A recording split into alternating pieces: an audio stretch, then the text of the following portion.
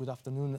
So this panel will be about the situation and the perspectives of the green bond market, and we have three exceptional speakers to cover this issue. The three companies that they represent have already issued green bonds, and in fact, TransLink announced today that that they plan to issue bonds in the coming days. So let me start with introducing the speakers. On the far right, from the location point of view, I have Julian Deschâtelets. He's the managing director at Brookfield Renewable Group. He joined the company back in 2011, and previously he was project finance manager at Sport Development Canada. In the center, I have Christine Dacre. She's a CFO at TransLink. She's a chartered professional accountant, and he has more than 15 years of experience, both at executive and financial positions. And next to me, I have Halina Hagen, who is a global treasurer at Manulife. She has more than 30 years of experience. Previously, she was at RBC. So, probably the first issue that I would like to ask, the first question is regarding, well, you have several tools, obviously, at your that you can use to complete your funding plans. You know, what is the role that the green bonds have, you know, within the wider funding programs that you run? Maybe, Julian. Well, at Brookfield Renewable, obviously we're one of the largest pure-play renewable power companies globally. So we're naturally a green bond issuer, or green loan issuer. So to date, we've issued just over 900 million Canadian in corporate green bonds. As well, in the U.S. private placement space, we've issued 1.2 billion of project-level green bonds. So it plays a central role in our funding plans.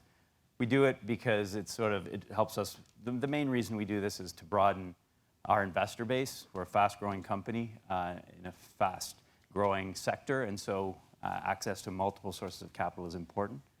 We also do it as sort of a tool to a PR tool, but also justification, a third-party justification tool for our other investors, meaning our shareholders, as well as our private fund investors. And I would say, just to finish off, I guess the next phase for us is to launch into emerging market green bonds or green loans. We're doing quite a bit of work right now in Brazil and China on this front. Christine? Yeah. TransLink, we actually issued our inaugural green bond last year. We issued a $400 million green bond. We've been in the capital markets since 2010, and we've raised a total of just over $1.9 billion.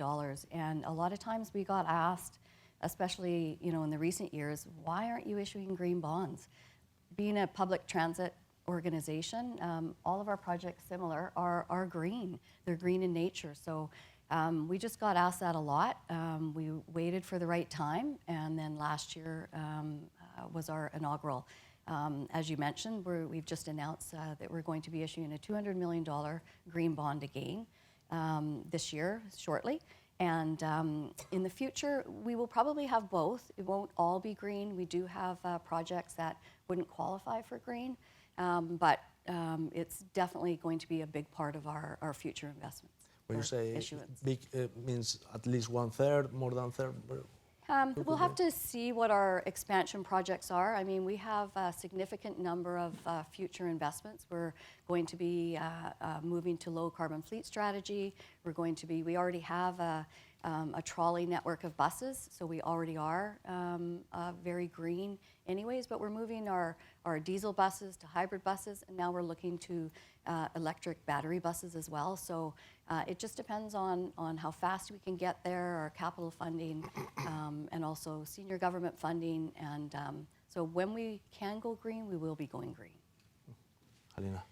you issued last year. Last year and the year before. Oh, So Manulife is a life insurance company, a global life insurance company with the income 5.5 billion or so a year, distributed almost one third between Canada, United States, where we operate as John Hancock, and Asia. And I am saying this because our funding program is aligned with our business. Being a life insurance companies, we've been looking for long-term assets and have on our balance sheet $13 billion in renewable energy, real estate that's environmentally friendly, as well as timberland. And hence our investment strategy naturally aligns and motivated us to issue a green bond. So we were the first life insurance company to do so in 2017. We started with Singapore for funding reasons, where we issued 500 million in green bond. And then a year later, again, the second time by life insurance company, we issued 600 million in Canada. So right now, green bonds represent around 10% of our debt portfolio.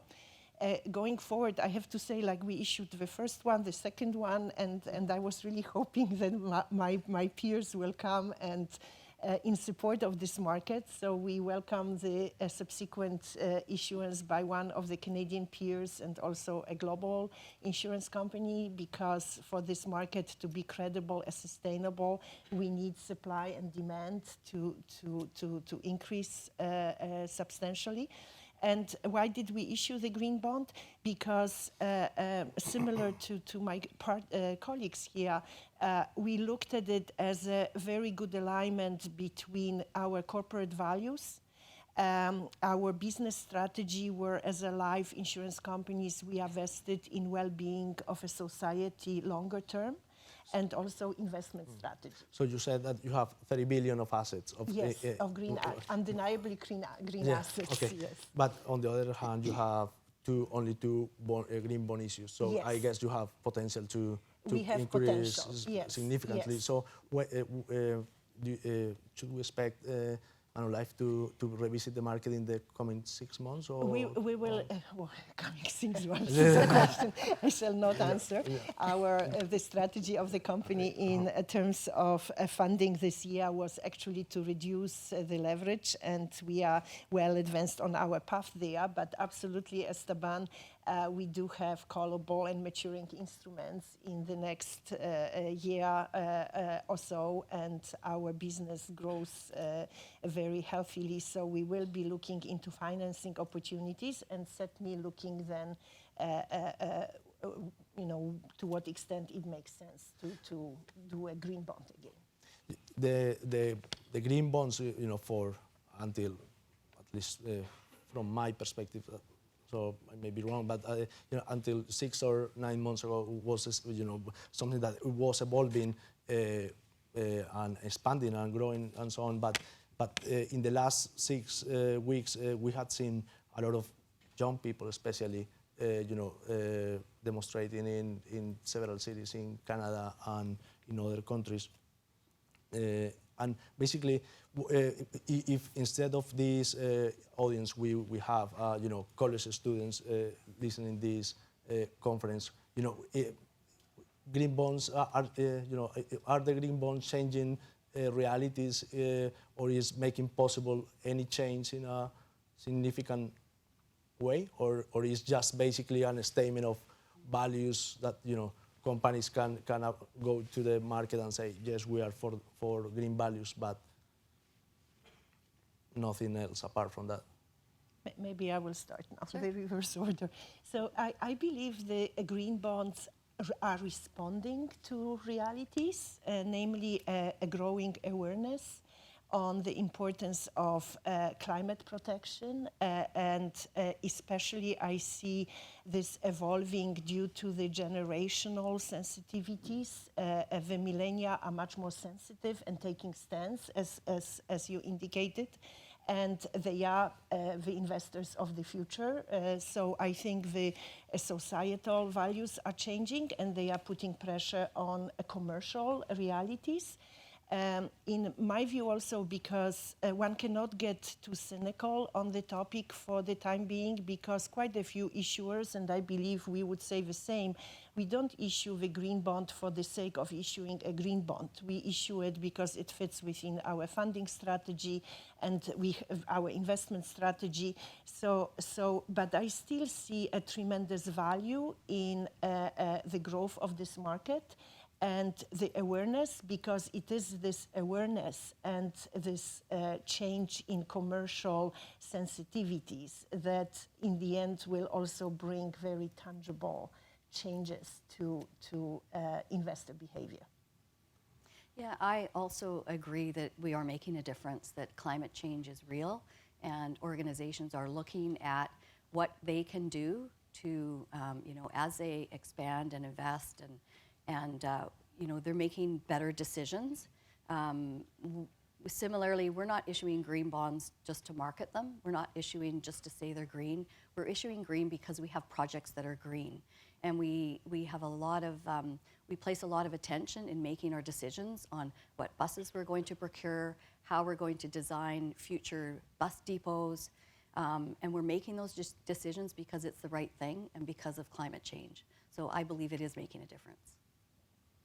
I think green bonds are part of this. I think what we're saying is it's part of the solution. And I think there's a lot of momentum right now around, from governments to corporations to financial institutions, as well as issuers, to globally focus on decarbonization of the industry and of the world. Mm-hmm. And so I think as you're able to secure long-term funding from green bonds, then that will allow us to invest more in the decarbonization. Mm-hmm. And so I think that's an important element. I think, in practical terms, that means the young folks, if they're really, if they find this important, they should be investing in green, on the equity side, green funds, mm-hmm. on the bond side.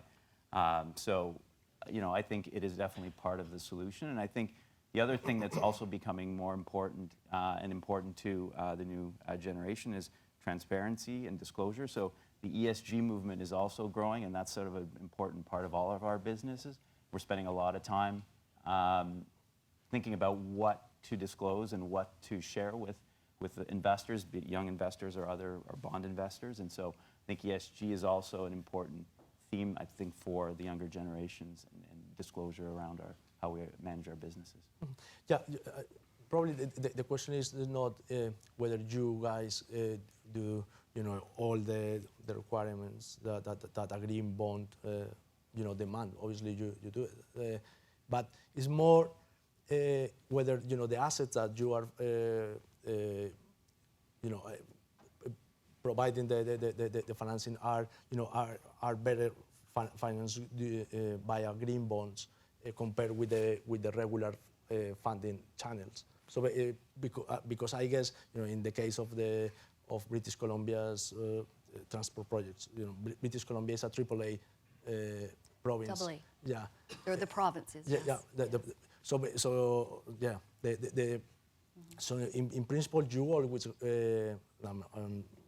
will have a market so you don't need green bonds necessarily.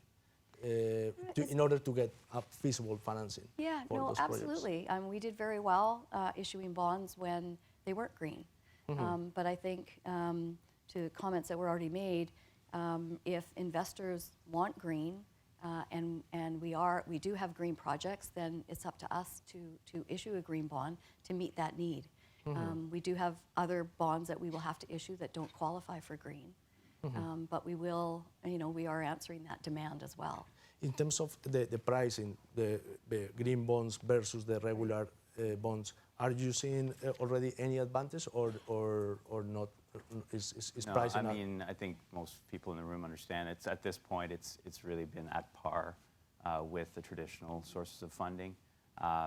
And as I said, if you step back and look at Canada, and if we look at our bond issuances, I mean, we talk about a green bond, but the reality is it's a combination of traditional investors as well as green investors. And for example, our bonds, although we've issued, again, 2 of them, only 15% of the investors in those bonds are actually green-themed, have green-themed investment strategies. So the other 85% is actually traditional. I would like to add to this because, again, pragmatically, this is still a very nascent market. I saw some statistics that year over year, only globally 2.1% of bonds were issued as green, and it's already the market is rapidly evolving, so it's still a tiny segment of the market. Manulife has, of course, is also an investor on the other side of our balance sheet, and our colleagues would tell you what investors told us when we were issuing, that they don't have enough green mandate to give a price advantage or a benefit to an instrument that is green relative to regular instrument. So I think for this market to really make a tangible difference, there needs to be more demand for all of us here as investors jointly through our asset managers. And on the issuance side, we did not see a price advantage, and at the same time, arguably, you incur a bit higher costs because you need to ring-fence asset, have disclosures, you want to protect your reputation. So our green bond framework has been audited. The assets that we assigned the first time around to our proceeds were audited as well. So there are extra costs which we incurred to make this statement. However, when this market progresses and gets tighter, there is more standardization, there may be more legal liability, then the question of costs, because just as investors need to get the best return to their clients, we as issuers need to get the cheapest funding to our shareholders. So the question of costs will become a real question in which the governments and other authorities, I think, would have a role to play, because arguably it's a public good that may not be necessarily efficiently and appropriately priced just through the markets. Regarding the standardization, I think was before the summer break, the government, or better, some experts hired by the government, put out 15 recommendations, which is, that was widely published and discussed. What would be the role of what that the government and the public sector should play in the design of the green bond as an asset class? I can start.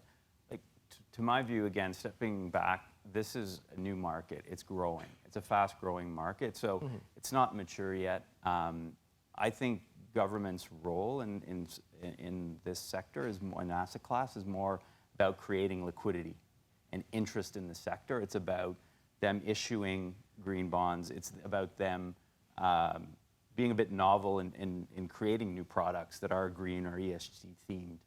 And sort of create liquidity for that market and interest from both our investment managers in Canada and abroad.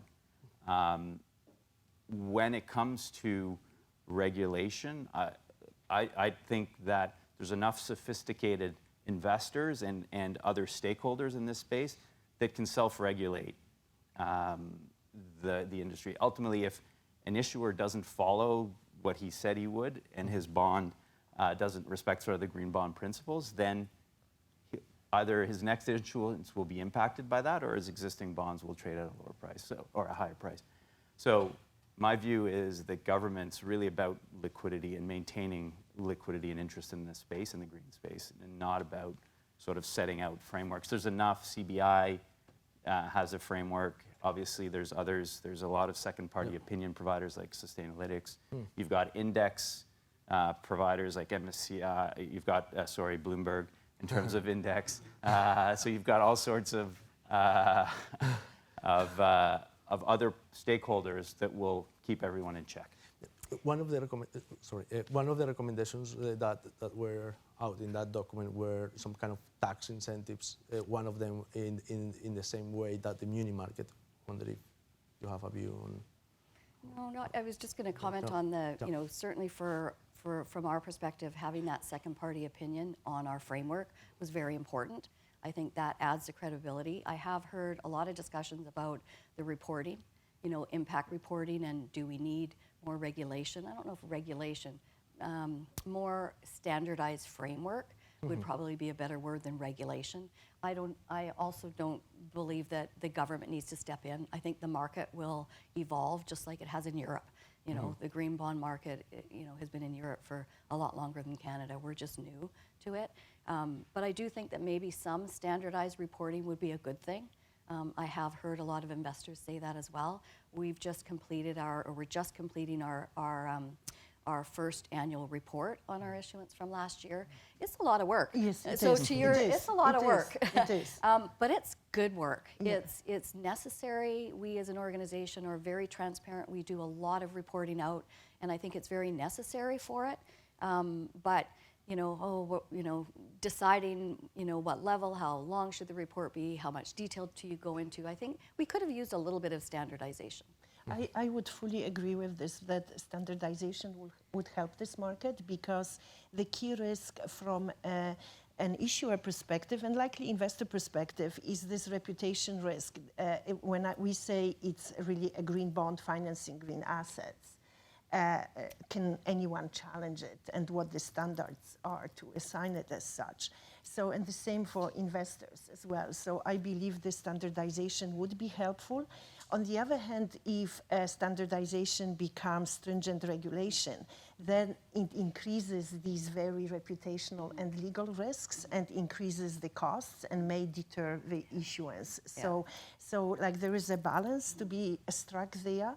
I also like, although Manulife has invested in renewable energy and timberland, etc., and linked the proceeds of our issuances to undeniably green assets. By the same token, in the economies like Canada that are so heavily resource-based, having transition bonds and taxonomy, I think, is also very important, because we want to move in this direction together as a society, talking about sustainability. We don't want to make communities unsustainable because of competing values here. So having more clarity on what this means, so that we don't have accusations of greenwashing, etc., for those who want to invest in more climate-friendly technologies, I think is also a good move forward. We have 1 minute just to cover the oil and sands. What can be done with the bond issues out of the energy and oil companies in particular, in terms of stimulating the Well, I think the as long reduction. as it truly improves the climate and how they produce, that's a step forward. Right. I think we just got the time. So thank you very much. Thank you. Thank you.